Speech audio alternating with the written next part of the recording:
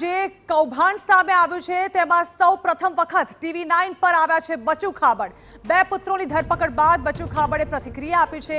પુત્રોના બચાવમાં ઉતર્યા છે બચુ ખાબડ। તેઓએ કહ્યું છે કે મારા પુત્રની માત્ર સપ્લાય એજન્સી છે, મને અને મારા પુત્રોને કોંગ્રેસ બદનામ કરી રહી છે। મારા પુત્રનું નામ આવતા જ તેઓ જાતે હાજર થયા છે। અમને ન્યાયતંત્ર પર સંપૂર્ણ ભરોસો હોવાનું પણ તેઓએ જણાવ્યું। તેઓએ કહ્યું છે કે તપાસમાં પૂરતો સહકાર આપીશું। રાજીનામું એ મારો વિષય નથી તેવું પણ બચુ ખાબડે જણાવ્યું।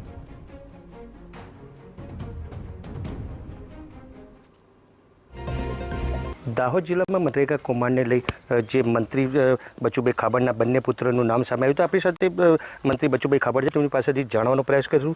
શું કહેશો મનરેગા કૌભાંડને લઈને આપના બંને પુત્રના નામ સામે આવ્યા છે? મનરેગા દાહોદ માટે જે આક્ષેપો આવ્યા છે માત્ર કોંગ્રેસના આક્ષેપો છે અને દેવગઢ બારિયા તાલુકા અને ધાનપુર તાલુકાની અંદર લગભગ 35 જેટલી એજન્સીઓ કામ કર્યું છે, એ માલ સપ્લાય કર્યો છે। હવે માત્ર માલ સપ્લાયર છીએ, કામ કરવા માટેના અમને સરકારે કોઈ વર્ક ઓર્ડર આપ્યા નથી, એ અમારી એજન્સી નથી। અમે માત્ર અને આ ધંધો મારા છોકરાઓ 1998થી માંડીને કરે છે કે મટીરિયલ સપ્લાયનો લોકલ કે હોલસેલ એ પણ એ કામ કરે છે। એટલે અમે એમાં અને બીજું એના પર જે એફઆઈઆર થવામાં આવી છે એ મારા 2 છોકરાનો પણ નામ છે અને બીજા પણ 33 જણના નામ છે એજન્સીઓના, અને એમાં આક્ષેપ થયા છે પણ એના માટેની તપાસ અમારી સરકારી એજન્સીઓ કરી હોય। મને સરકાર પર અને વહીવટીતંત્ર પર પૂરો ભરોસો છે, જે પરિણામ આવશે ત્યારે આપશે। પણ અત્યારે અમારા પર ભ્રષ્ટાચારના આક્ષેપ કરવામાં આવે છે કોંગ્રેસ માત્ર આક્ષેપો કરવાનું જ કામ કરે છે। વિધાનસભામાં પણ એના વિપક્ષના નેતાએ પ્રશ્ન પૂછ્યો હતો, એના પણ અમારી સરકારના મંત્રીશ્રીએ જવાબ આપ્યો હતો, એ પણ જવાબ આપે છે। અને આ તો આજની વાત નથી, 1918માં પણ આ લોકોએ મારા પર PLA દાખલ કરાવી હાઈકોર્ટમાં, 20માં પણ દાખલ કરાવી। બંને PLA હાઈકોર્ટના માન્યશ્રીએ એને ડિસ્પોઝલ કરી હતી અને આક્ષેપ કરવાનું કામ કરે છે। દાહોદમાં મારા દીકરાઓ બદનામ થાય અને મારું રાજકીય હું 1995થી કામ કરું છું અને 2002થી વચ્ચે એક વખત સિવાય સતત ધારાસભ્ય તરીકે દાહોદ જિલ્લામાં ચૂંટાઈને દાહોદ જિલ્લાની જનતાની સેવા કરતો આવ્યો છું, પાર્ટીને સરકારને પણ મદદ કરતો આવ્યો છું।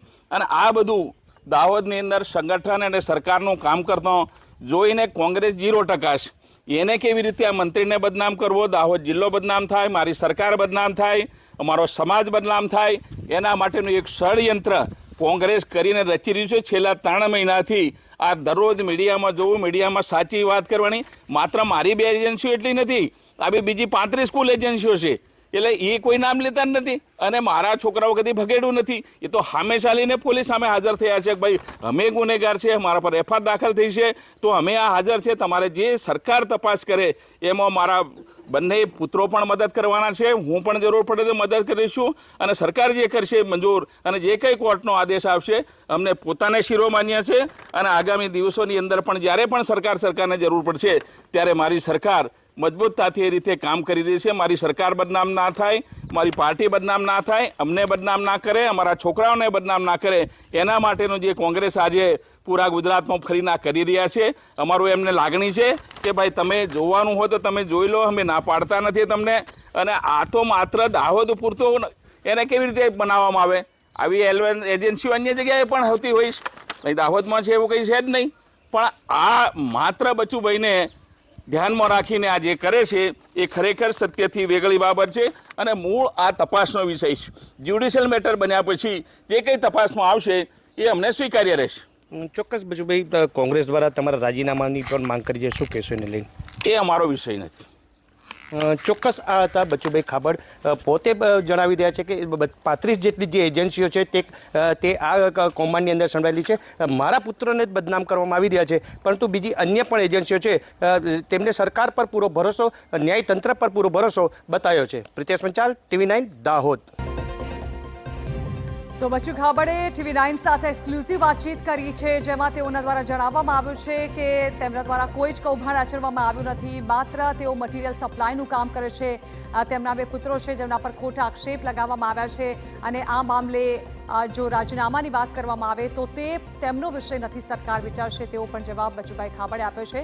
જોકે આ મામલે હવે તમામ આરોપીઓ જે છે તેમના રિમાન્ડ પણ મંજૂર થઈ ચૂક્યા છે।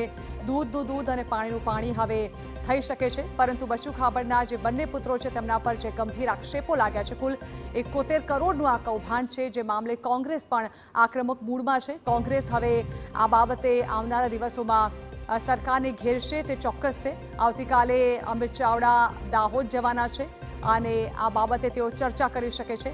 સાથે જ લગાતાર કોંગ્રેસ દ્વારા બચુ ખાબડના રાજીનામાની પણ માંગ કરવામાં આવી રહી છે। ત્યારે આ અંગે વધુ વાત કરવા માટે કોંગ્રેસ તરફથી પ્રવક્તા મનીષભાઈ દોશી અમારી સાથે જોડાઈ રહ્યા છે। મનીષભાઈ, કોંગ્રેસ દ્વારા સતત આ મામલે હવે વિરોધ કરવામાં આવી રહ્યો છે, રાજીનામાની માંગ કરવામાં આવી રહી છે, પરંતુ બચુ ખાબડ સાથે જ્યારે આજે TV9ની વાતચીત થઈ તેમનું કહેવું છે કે કોંગ્રેસ ખોટા આક્ષેપો લગાવી રહી છે આ મુદ્દે।